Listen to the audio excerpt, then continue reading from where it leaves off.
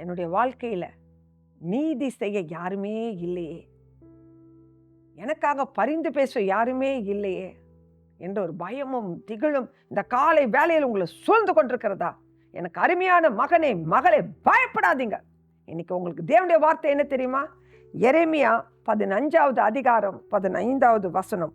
கர்த்தாவே, நீர் அதை அறிவீர்.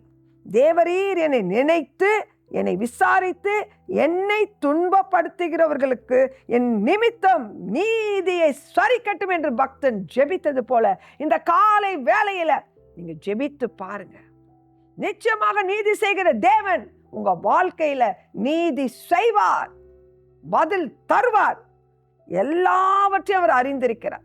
சகலத்தையும் அறிந்த தேவன் உங்க சூழ்நிலையை அறிந்திருக்கிறார். உங்க பிரச்சனைகள் என்னென்று அவருக்கு தெரியும். நீங்க செல்ற பாதை தெரியும். உங்களை விடுவிப்பார். காலை வேளையில குடும்பமா ஜெபிக்க வந்துட்டீங்களா?